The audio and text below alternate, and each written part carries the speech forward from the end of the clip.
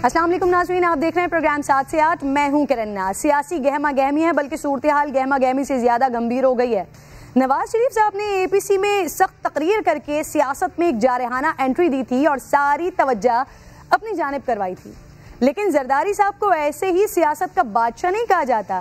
कराची जलसा कामयाब था नहीं था, ये अवाम का फैसला है, आप कीजिए। लेकिन इसमें कोई दो राय नहीं है कि इस वक्त पाकिस्तान की सबसे बड़ी सियासी हैपनिंग मुल्क की तीसरी बड़ी जमात पीपल्स पार्टी ने क्रिएट की हुई है। कैप्टन सफदर की गिरफ्तारी और रिहाई के बाद जो पॉलिटिकल सिनेरियो चिल्ला चिल्ला कर कह रहा है कि भले इदारे बदनाम हो, भले लॉ एंड ऑर्डर की सिचुएशन खराब, भले सरहद पार बैठे दुश्मन प्रोपेगेंडे करें, अपनी सियासत को जिंदा रखना है। सियासत करने वालों को ख्याल करना चाहिए कि वक्त घूम कर आप पर भी आ सकता है। आपकी की हुई प्लानिंग आपके अपने लिए भी इस्तेमाल हो सकती है। इसी सियासी बयानबाजी और ये जो सियासी बाजी है ना, इसे पलटने में देर नहीं लगती है। ये सांप सीढ़ी का खेल है नाज़रीन, जहाँ से ऊपर जाते हैं वहीं से डसे भी जा सकते हैं, तो ख्याल करने की ज़रूरत है। खैर, दूसरी तरफ वज़ीर आज़म ने कहा था कि अब बदले हुए इमरान खान मिलेंगे, तो कप्तान के मौक़िफ़ तो बदलते रहते हैं, अब अपने ही बदलने की बात कर रहे हैं। तो एक नई तब्दीली आई है।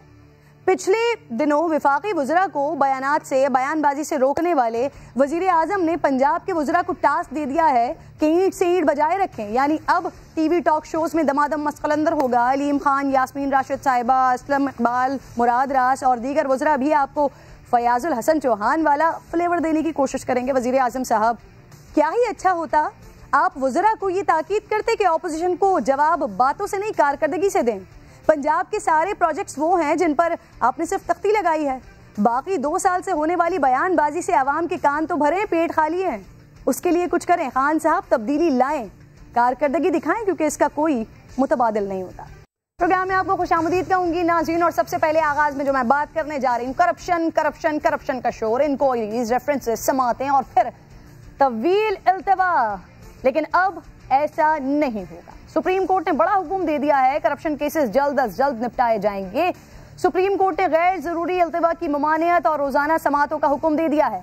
वफाकी काबीना को 1 माह में 120 नई एहतिसाब अदालतों के क़याम की मंजूरी देने का पाबंद किया है। अहम सियासी शख्सियात पर नाज़रीन नैब के ज़ेरे इल्तवा करप्शन केसेस की तादाद लगभग 179 है, जिनमें से 46 पर ट्रायल जारी है, जिनमें रकम की मजमूई मालियत मैं आपको बताने जा रही हूँ लगभग 900 अरब रुपए बनती है, जो रिकवर होने हैं। मियां नवाज शरीफ पर 7 मुकदमात हैं, जिनमें Al Azizia, flagship, Avenfield, Toshakhana case, money laundering, दफ्तर खारजा, गाड़ियां, गैर कानूनी प्लॉट अलाटमेंट केसेस अदालतों में हैं। एवनफील्ड रेफरेंस में सजा मुअत्तल है, जबकि अल अजीजिया रेफरेंस में जमानत खत्म हो चुकी है। फ्लैगशिप में उनकी बरियत की अपील ज़ेर इल्तिवा, जबकि तोशाखाना रेफरेंस में वो इश्तिहारी हैं। मरियम नवाज साहिबा की बात करती हूँ, मजमूई तौर पर 3 नैब केसेस की जद में है। चौधरी शुक्र मिल में 2 अरब रुपए की मुबैना मनी लॉन्ड्रिंग का केस, जिसमें नवाज शरीफ भी नामजद हैं। एवनफील्ड रेफरेंस में सजा मुअत्तल हो चुकी है, तहम मामला अब भी इस्लामाबाद हाई कोर्ट में है। हसन और हुसैन नवाज 3 नैब रेफरेंसेस में इश्तिहारी हैं। इसहाक डार साहब के खिलाफ रेफरेंस 3 साल से इल्तिवा का शिकार है। शहबाज शरीफ 3 नैब मुकदमात का सामना कर रहे हैं, जिनमें आमदन से जायद असासे और money laundering, Ashiana housing, Ramzan sugar mill case शामिल है। मनी लॉन्ड्रिंग केस में वो इस वक्त जेल में हैं।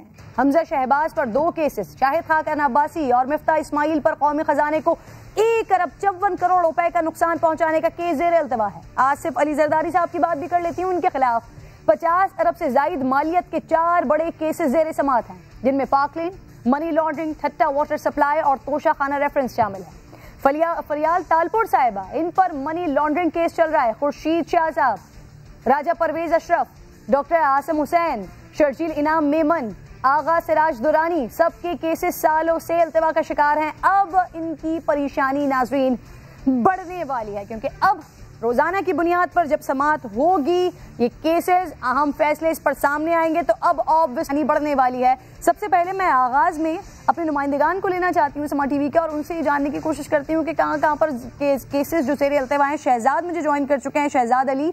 शहजाद, इस्लामाबाद में कितने केसेस हैं जो ज़ेर इल्तिवा हैं? हाई कोर्ट में कितने हैं और एहतिसाब अदालत में कितने केसेस हैं?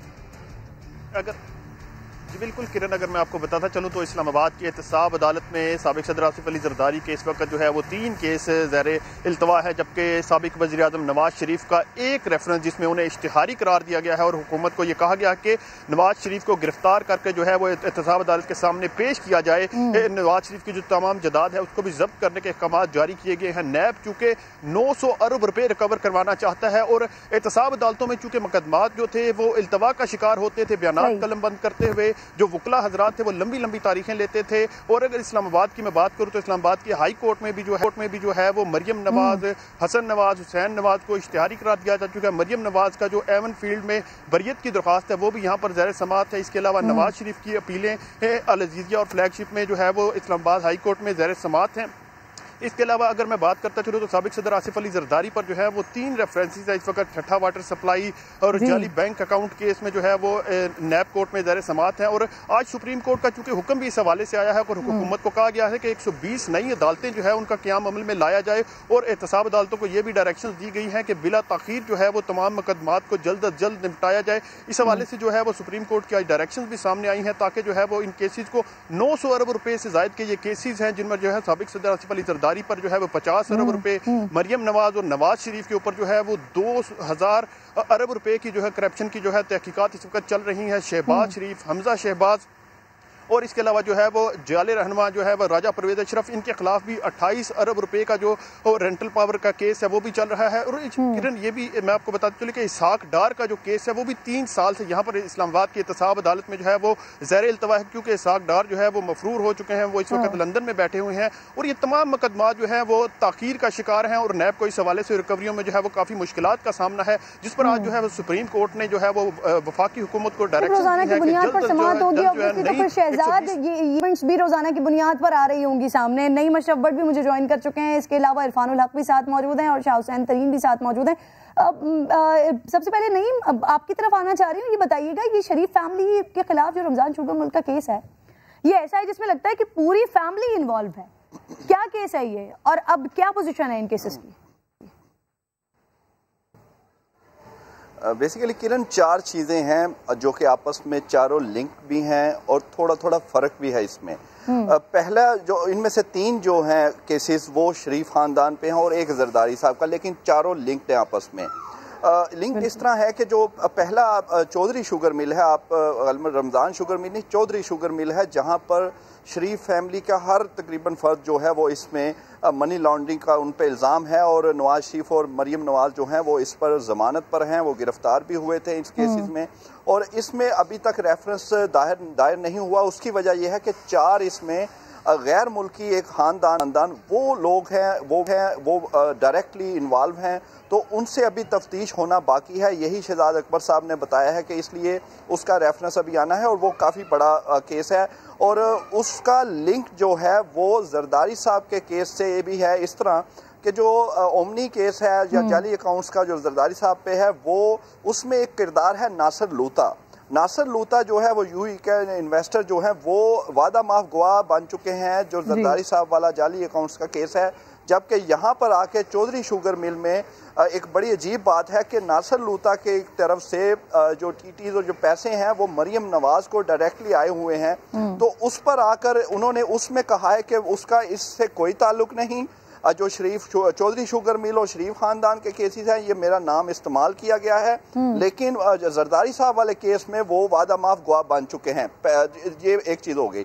जो तीसरा केस है वो है जो मनी लॉन्ड्रिंग और आमदन से जायद असासों का जो शहबाज शरीफ खानदान पर है और 7 अरब से जायद का ये केस है, जिस 2.5 अरब रुपए सबसे ज्यादा सलमान शहबाज के अकाउंट में आए हैं, उन पर बड़ा इल्जाम है, वो मफरूर हैं, जबकि शहबाज शरीफ और जो हमजा शहबाज हैं वो भी हैं। एक और चौथा केस जो है इसमें लिंक है वो मरियम नवाज पे जो नया केस है ग्रीन जोन का, उसका लिंक इससे इस तरह है कि वो जो ग्रीन जोन उन्होंने हजारों एकड़ खरीदी है मरियम नवाज ने रायवेंड में ही, उसका लिंक इस तरह है कि हिल मेटल केस में जो है वो नवाज शरीफ को अकेले को सजा हुई, लेकिन वो जो पैसे थे नवाज शरीफ के वो मरियम नवाज को आगे ट्रांसफ़र हुए हैं, लेकिन हिल मैटर में शहजाद अकबर साहब के मुताबिक लिहाज किया गया, मरियम नवाज को उसमें मुलज़म नहीं बनाया गया। लेकिन अब जो ग्रीन जोन का केस है उसमें ये पूछा जाएगा कि ये पैसे जो आपने हज़ारों एकड़ खरीदी, मरियम नवाज से ये पूछा जाएगा ये कहाँ से आएगा। इस चारों में जो कमाल है, जो काम है, वो शहजाद अकबर का है। कोई शक नहीं है कि उन्होंने काफ़ी मेहनत से ये सारा, इससे पहले नैब को इस तरह के सबूत नहीं थे, डायरेक्ट नहीं मिलते कि 58 वॉल्यूम्स आ गए एक रेफरेंस में और डायरेक्टली ट्रांजैक्शंस के सबूत हैं, अकाउंट्स के बैंक ट्रांजैक्शंस हुई हैं। ये सिर्फ वादा माफ गवाह नहीं है, वो 5-6 वो भी हैं, लेकिन यहाँ पर तो डॉक्यूमेंट्री प्रूफ्स हैं जो शहबाज शरीफ साहब के ऊपर केस है और चौधरी शुगर मिल में भी है। इसलिए ही अब क्योंकि रोजाना की बुनियाद पर नई समाअत होगी तो ऑब्वियसली ये परेशानी बनेगी दीगर लीगी रहनुमाओं के लिए भी। शाहिद हुसैन, आपसे ये पूछना चाह रही हूँ मैं, जो दीगर लीगी रहनुमाएं शाहिद खाकान अब्बासी हैं, मिफ्ता इस्माइल साहब हैं, ख्वाजा साद रफीक हैं, उनके भाई हैं, दीगर रहनुमाएं, उनके ऊपर कौन कौन से केसेस हैं?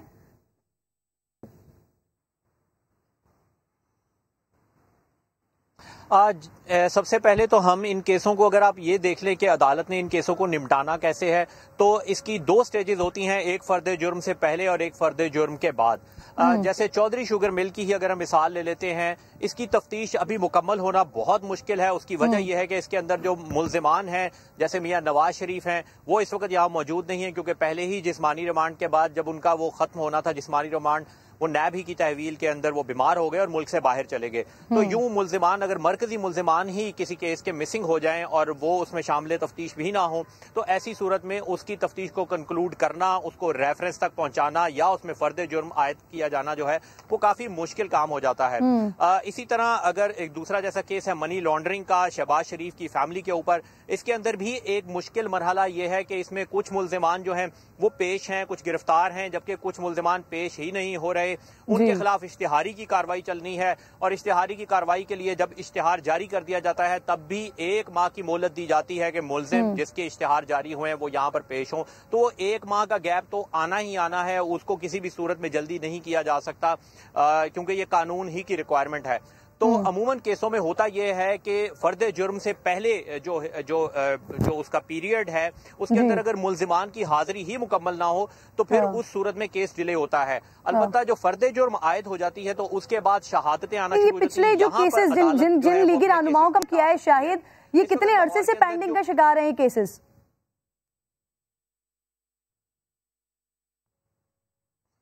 देखें, अगर हम पॉलिटिशियंस का जिक्र करें तो रेफरेंस की स्टेज के ऊपर सिर्फ 5 केसेस हैं, यानी 4 केसेस हैं, जिनमें एक शहबाज शरीफ की जो फैमिली है उसके ऊपर मनी लॉन्ड्रिंग का केस है जो इसी साल बनाया गया, और इसी जो शहबाज शरीफ हमजा शहबाज जो है वो इसमें पहले से गिरफ्तार हैं पिछले साल में, लेकिन शहबाज शरीफ को इसी साल गिरफ्तार किया गया। उनको अब जिस्मानी रिमांड से जुडिशल रिमांड पे भेजा गया है।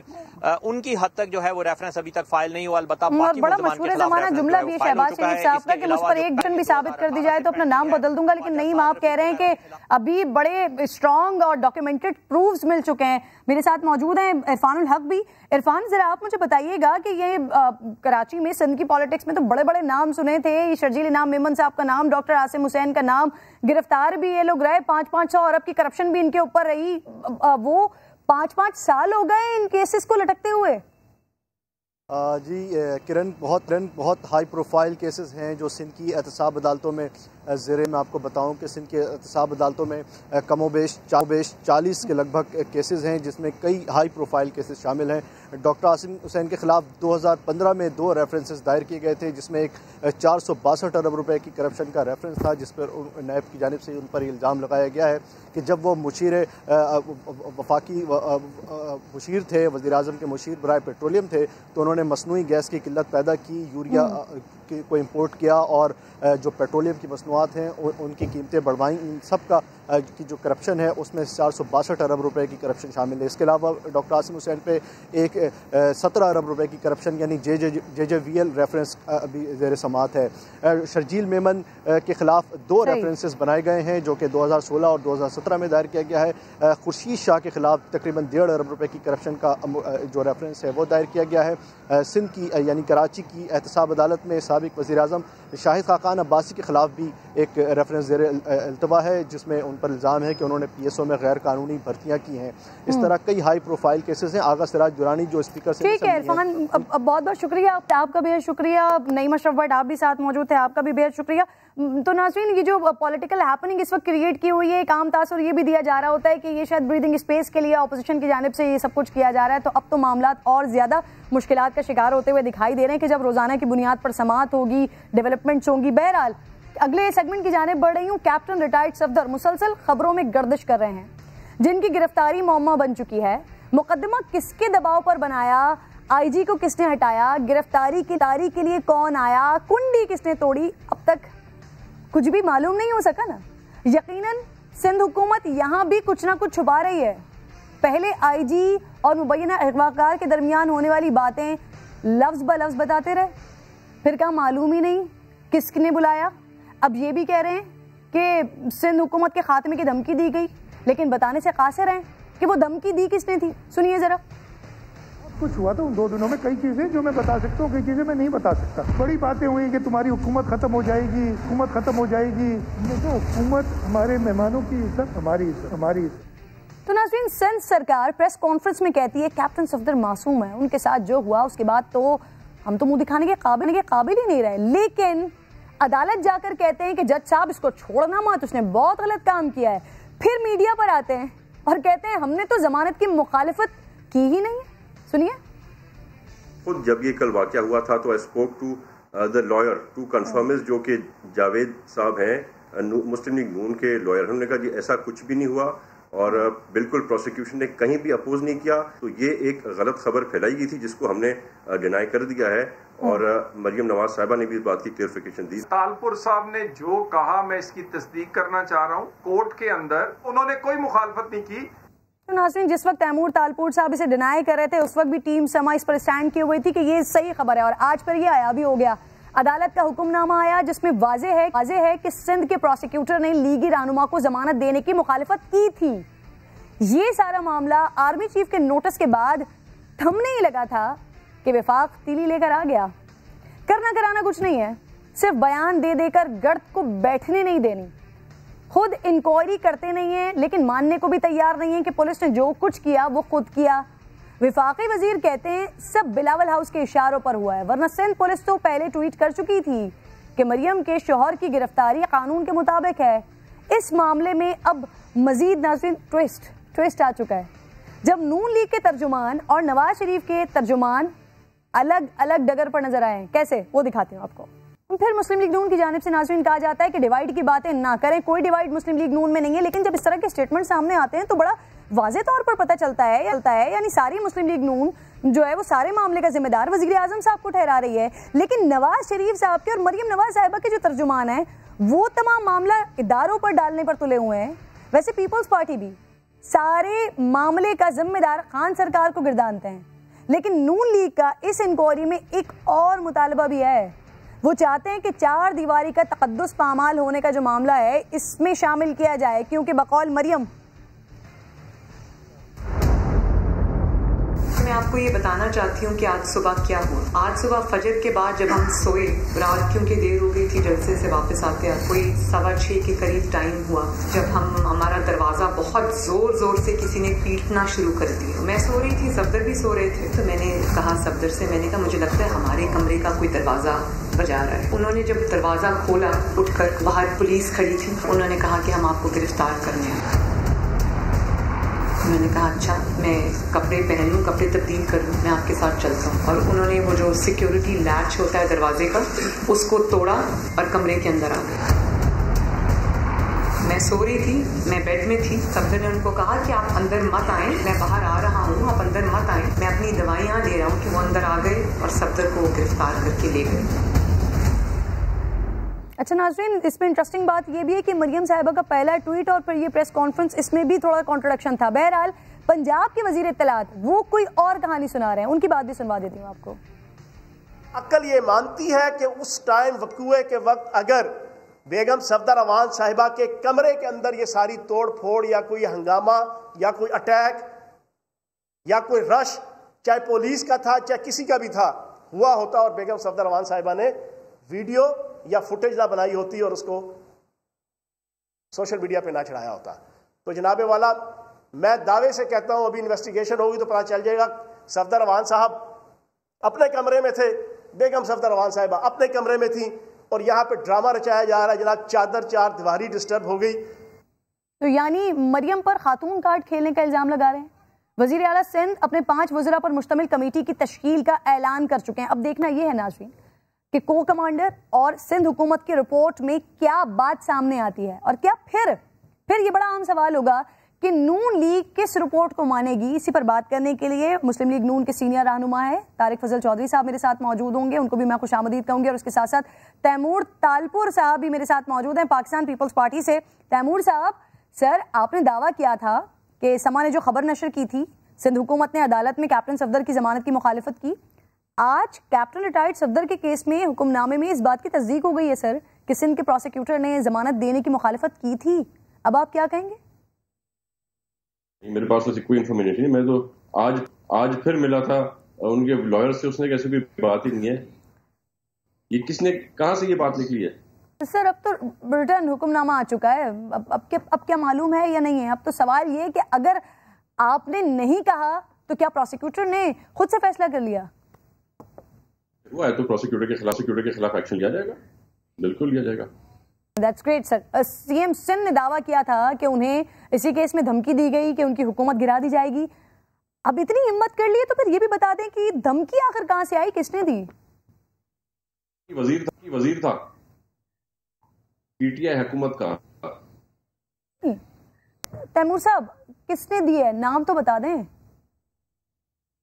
हम अभी तक सीएम साहब ने हमें नहीं बताया, हम आपको कैसे आगे बताएं। दूसरी बातें हैं, हम एक फुल मेजोरिटी में बैठे हुए हैं, ऑलमोस्ट 2/3 मेजोरिटी सिंध में हमारे पास है। यानी धमकी देने वाले को सिग़े राज में रखा जा रहा है सीएम साहब की जानिब से। सर, सिंध हुकूमत जो इंक्वायरी कर रही है, क्या उसमें धमकी देने वाले का बयान भी शामिल किया जाएगा? सर, उठाएंगे।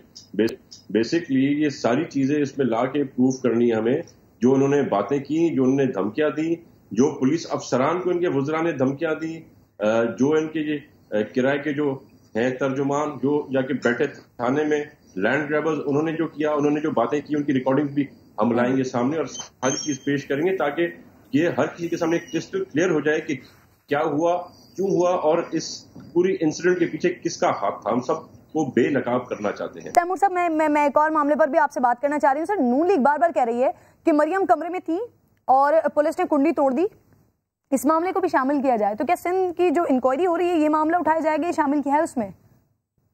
वो भी इंक्वायरी का हिस्सा बनना चाहिए। अभी तक तो बनना चाहिए, मीटिंग हुई नहीं है, कमेटी आज अनाउंस हुई है, अभी तक कोई मीटिंग हुई नहीं है, पर ऑफ कोर्स वो भी बहुत एक इम्पोर्टेंट मैटर है, बहुत बड़ी ज्यादती है। 3 टाइम्स प्राइम मिनिस्टर की बेटी, उनका सन इन लॉ जहां पर बैठा हो, इस तरह से दरवाजा तोड़ने की हिम्मत करना, ये बहुत ही घटिया सोच और घटिया लोगों का घटिया काम। तराज चौहान साहब का दावा सुना है सर आपने? वो ये दावा कर रहे हैं कि दोनों अलग अलग कमरों में थे।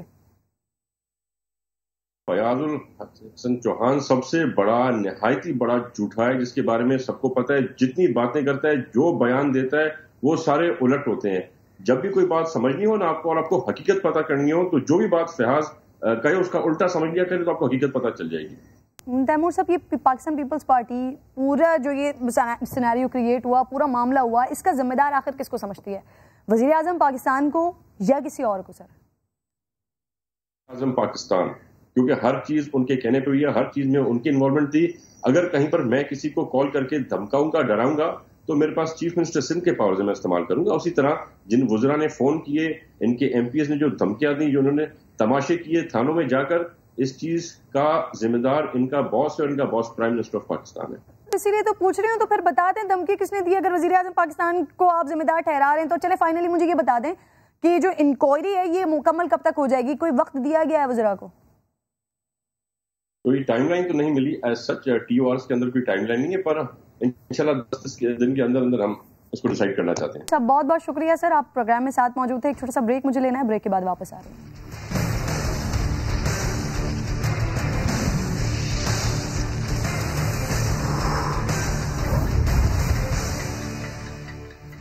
प्रोग्राम में एक बार फिर नाज़रीन मैं आपको खुशामदीद कहूँगी। सियासी खेल तो इस वक्त पाकिस्तान में चल रहा है, लेकिन असल जो खेल है उस पर भी ज़रा नज़र रखना ज़रूरी है, उसकी बात करना भी ज़रूरी है। तो अजहर अली के हवाले से मेरे पास एक खबर आ रही है, शेयर करती हूँ आपसे।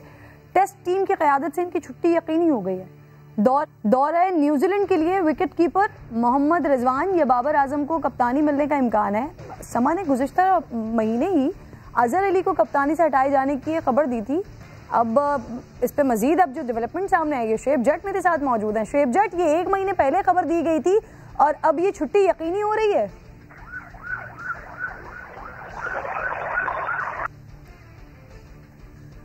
शुएब जट, आपको मेरी आवाज आ रही है? शुएब जट की जानिब दोबारा जाऊंगी नाज़रीन, लेकिन ये अजहर अली की टेस्ट कप्तानी से छुट्टी, मोहम्मद रिजवान या फिर बाबर आजम, इनको टेस्ट टीम का कप्तान बनाए जाने का इम्कान है। हेड कोच का वोट मोहम्मद रिजवान के हक में है। क्रिकेट कमेटी बाबर आजम को कप्तान बनाने की हामी है।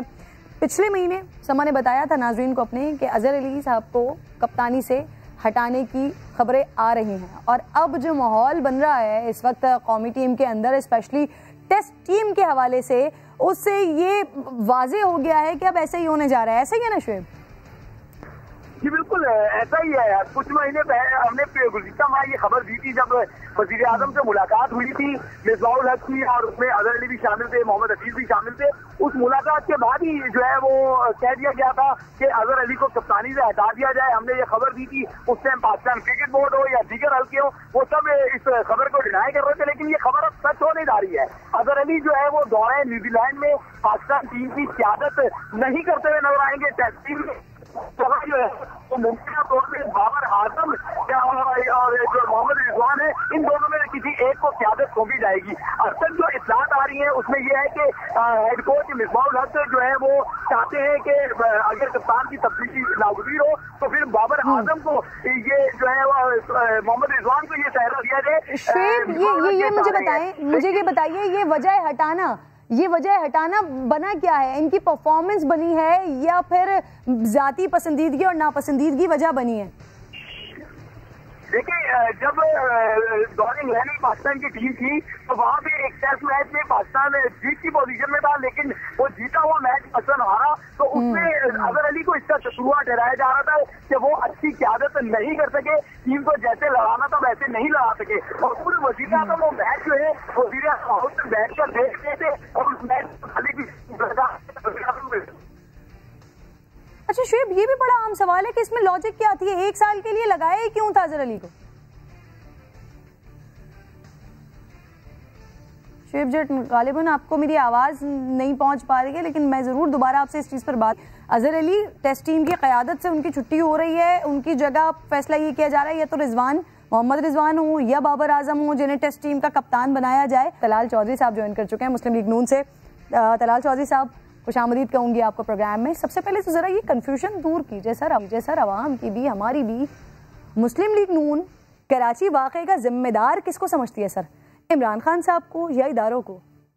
देखिए, यकीनन अदारे, वफाकी अदारे इस्तेमाल हुए और वफाकी अदारे अगर तो खुद से उन्होंने किया किसी के हुक्म के बगैर, तो ये भी कॉन्स्टिट्यूशन और आइन की वायलेशन आर्टिकल 6 का मामला है। और अगर इमरान खान ने किया है, ये दो ही हैं, तो इसके जिम्मेदार जो है इंक्वायरी ऐसी होनी चाहिए जिसमें पता चले, क्योंकि दोनों वफाकी अदारे प्राइम मिनिस्टर को जवाब दें।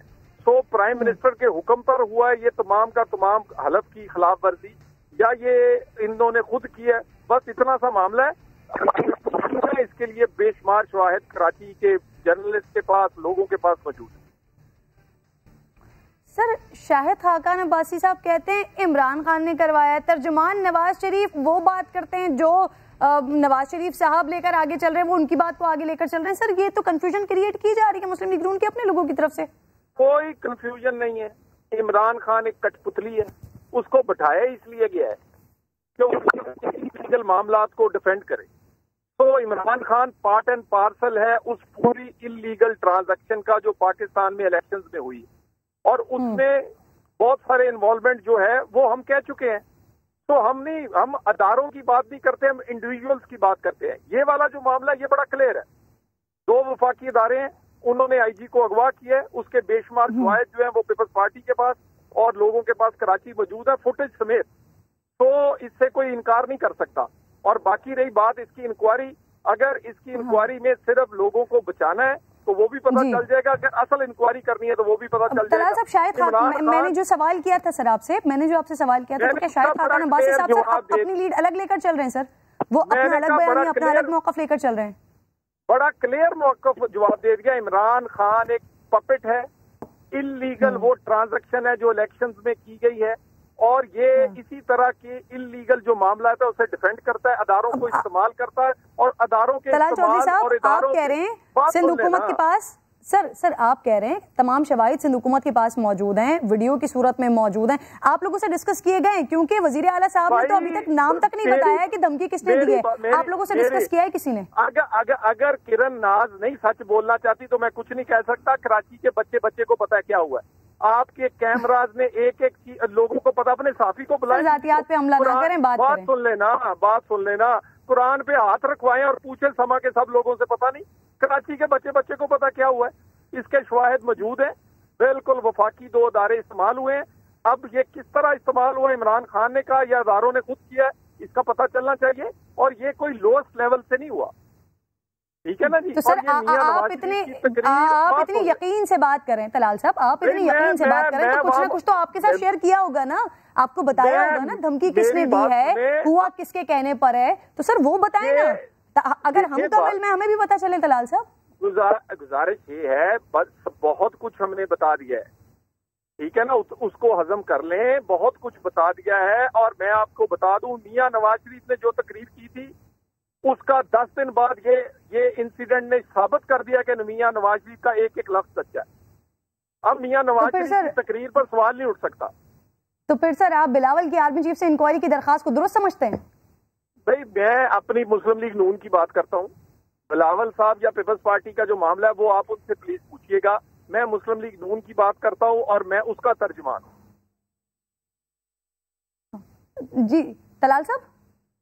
जी तलाल साहब, मैं आपसे पूछ रही हूँ, आप बिलावल साहब की आर्मी चीफ से इंक्वायरी की दरखास्त को दुरुस्त समझते हैं? सर जब आप मुसलसल भी बात कर रहे हैं तो वो आप ही का तो केस है ना, आप लोगों का ही केस है ना, आप ही के लोग आए हुए थे यहाँ पर जिस पर पीपल्स पार्टी स्टैंड लिए हुए खड़ी हुई है।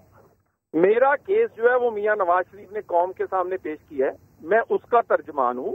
पीपल्स पार्टी के मामला जो है वो पीपल्स पार्टी के किसी स्पोक्स पर्सन से पूछे, वो जवाब देगा। मैंने अपना आपको मौक़िफ़ दे दिया है और हकायक की बुनियाद पे दिया है। अगर इस मामले में भी कोई समझता है कि अदारों ने दूसरे अदारों की में अमल दखल नहीं किया तो फिर इसका मतलब मैं मुल्क में कोई सच नहीं बोलना चाहता। अच्छा चलें सर, मर्जी आपकी, आप जो कहना चाहें, लेकिन आप मुझे ये बताइए तलाल साहब, परसों आप मेरे साथ प्रोग्राम में मौजूद थे जब मैंने ये मुखालिफत वाली बात की थी कि प्रोसिक्यूटर ने पीपल्स पार्टी के उन्होंने मुखालिफत की है जमानत के हवाले से, तो उस वक्त आपने कहा था तैमूर तालपुर साहब की बात को सेकंड किया था कि ये सही कह रहे हैं। लेकिन सर अब तो रिटर्न हुक्मनामा आ गया है सर, पीपल्स पार्टी विकेट के दोनों तरफ तो नहीं खेल रही सर। देखिए, हमें पीपल्स पार्टी की नीयत पे भी कोई शक नहीं है। हमें पीपल्स पार्टी का बेबसी का अंदाजा है कि इस वाकये में वो कितनी बेबस थी। अगर हमें कोई शायबा भी होता तो हम कह देते। हमें पीपल्स पार्टी पर कोई शक व शुबा नहीं है, वो बेबस थी पूरे वाकये में। तो यानी कि ये जो प्रोसिक्यूटर ने वहां पर मुखालिफत की वो बेबसी के आलम में मुखालिफत की, लेकिन मुखालिफत की मैं आपसे जितनी मेरे पास मालूमात थी मैंने उस दिन भी शेयर की है। पीपल्स पार्टी का इस पूरे वाकये में उनकी नेक नीति पे भी हमें शक नहीं है और उसका पूरे वाकये में बेबस रही है। और बेबस किस तरह रही है, जब आईजी गवाह हो जाए तो मुझे बताइए, पीपल्स पार्टी के पास खुद तो नहीं हथियार उठा के उन्होंने आ जाना था। यकीनन आईजी जो प्रोटेक्ट करता है, जब आपका आईजी ही अगवा हो जाए तो फिर क्या रह जाता है पीछे। तो जिस हुकूमत का आईजी अगवा हो जाए तो उसके बाद आप कहें कि उस हुकूमत ने किया है तो फिर अल्लाह ही हाफ़िज़ है।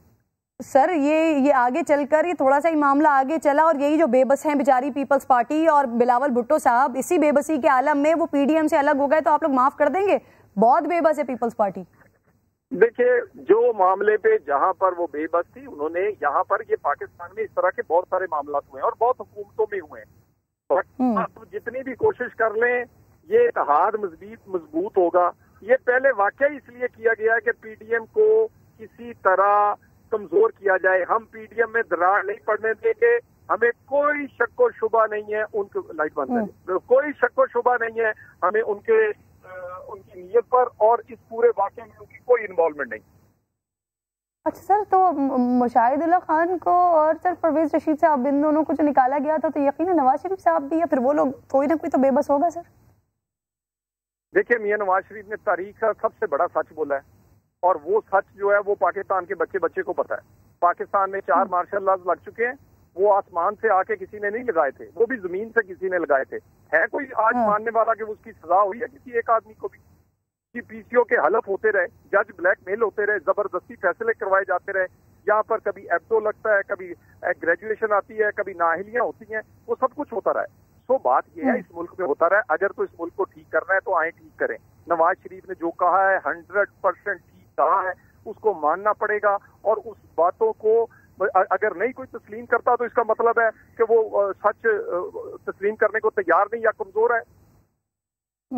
अच्छा, और सर नून लीग कहती है कि इंक्वायरी में शामिल किया जाए कि मरियम साहिबा के होते हुए कमरे का दरवाजा तोड़ने की कोशिश क्यों की गई, लेकिन फयाजुल हसन चौहान साहब वो कह रहे हैं कि इंक्वायरी कर लें, दोनों अलग अलग कमरों में थे। तलाल साहब, मेरी ख्याल है कि अगर आप इस तरह के लोगों का जो कि ना रेलिवेंट हैं, ना उनका मुंह अपना है, ना उनकी जुबान अपनी है, और ना ही वो इस काबिल है कि मैं उनको जवाब दूं, अगर तो आपके पास कोई मालूमात है आप वो बताएं। और सीसीटीवी की फुटेज आ गई है। और दूसरी एक और बात है, मैं फिर बनी गाला की कोई ऐसी बात कर दूंगा फिर इनसे सुनी नहीं जाएगी। सो इन्हें कहें कि अपना मुंह बंद रखें और इमरान खान की इज्जत जो है ना वो बचाई रखें, नहीं तो वो फिर पर्सनल होने में हम बहुत जल्दी फिर बहुत कुछ कह देंगे, ठीक है ना। तो ऐसी बात आपको भी मुझसे सवाल ही नहीं करना चाहिए था, आप खुद खातून है, तो ऐसी सवाल आपको करना नहीं चाहिए। सर आप सारे वक्त में शामिल थे, सर डिनाई कर देना उनकी बात को, मामला खत्म करें सर। वो भाई मेरे में डिनाई करने की जरूरत नहीं है, ठीक है ना। इस तरह के ऐसे लोग, जाहल लोग, मुंह फट और बदजुबान लोग, इसकी बात को जवाब देना मैं मुनासिब नहीं समझता। आप खातून है, आप मेरी बहनों जैसी है, मैं कैसे, आपको तो ये सवाल नहीं करना चाहिए। सही। अच्छा सर, मुझे एक और चीज बताइए, national counter terrorism authority, sir इन्होंने थ्रेट अलर्ट जारी किया है, कोयटा और पेशावर में सियासी और मजहबी शख्सियात पर हमले का खदशा है। सर इस अलर्ट के बाद ऑपोजिशन जलसा मुलतवी करने पर कोई बात हो रही है, कोई इरादा रखती है सर? इमरान खान के जब जलसे जुलूस होते थे, धरना होता था, तो आपको याद है कि पाकिस्तान में दहशतगर्दी अरूज पे ज़रबे अज़ और दूसरे रद्दुल फसाद, बाद में वो सारा कुछ चल रहा था। उसके बावजूद इनके जितने जलसे थे उसमें हम प्रोटेक्शन देते रहे। इमरान खान को और इनके बाकी लीडर्स को और पूरे जलसा को, किसी जलसे में अल्लाह का शुक्र है कभी कुछ नहीं हुआ, क्योंकि हमने पूरी प्रोटेक्शन का एक हुकूमत, जिम्मेदार हुकूमत उसका इंतजाम करती थी। ये हुकूमत वक्त का जिम्मेदारी है, अगर उन्हें पता चल गया थ्रेट है तो वो फिर उसका इंतजाम करें। जलसा होगा, जलसा इस तरह की किसी चीज से ना मुलतवी होगा ना आगे पीछे होगा, जलसा होगा। इंतजाम करना हुकूमत का काम है, और जो तनख्वाहें लेते हैं उनका काम है कि वो अपना फर्ज अदा करें। खुदा न खास्ता अगर कोई नुकसान होता है तो आप कह रहे हैं कि फिर ये हुकूमत वक्त इसकी जिम्मेदार होगी, क्योंकि उनको इंतजाम करने होंगे। हमारी सिक्योरिटी, पाकिस्तान के लोगों की सिक्योरिटी जो है वो उनका काम है, ठीक है। जलसों की सिक्योरिटी, जलसों की इजाजत मुझे आइन देता है, हमने उनको बता के किया है। कोयटा वालों को, कोयटा वालों के नॉलेज में है, ये कोयटा की इंतजामिया और अदारों का काम है हमें प्रोटेक्शन देना। ये हमें ना सिखाएं कि ये इस तरह के थ्रेट से हम जलसा मुक्त करेंगे, अपना फर्ज पूरा करेंगे। सर लास्ट में मुझे ये बता दीजिए, ये खबर तो आप तक पहुंच गई होगी ना सर, सुप्रीम कोर्ट ने करप्शन मुकदमात की रोजाना की बुनियाद पर समाअत का हुक्म दे दिया। सर कैसा देख रहे हैं आप इस फैसले को? सर देखिए, मैं तो चाह रहा हूँ कि डे बाय डे होने चाहिए, फॉरेन फंडिंग का मामला भी होना चाहिए, बीआरटी का भी स्टे खारिज होना चाहिए, डिप्टी स्पीकर जो 52,000 जाली वोट लेके बैठा है उसका भी स्टे खारिज होना चाहिए। देखिए, सब लोगों से एक जैसा सलूक होना चाहिए, पाकिस्तान के हर बंदे से एक जैसा सलूक होना चाहिए। ये नहीं हो सकता कि नवाज शरीफ के मुकदमा डे टू डे चले और लोगों के मुकदमा 10-10 साल ना चले, सबका एक जैसा होना चाहिए। ठीक है, बिल्कुल, बहुत बहुत शुक्रिया आपका, आप साथ मौजूद थे। तलाल चौहान का वक्त खत्म हो गया। नाज़रीन अपना फीडबैक जरूर दीजिएगा, आपसे मुलाकात होगी पीर को। अल्लाह निगहबान।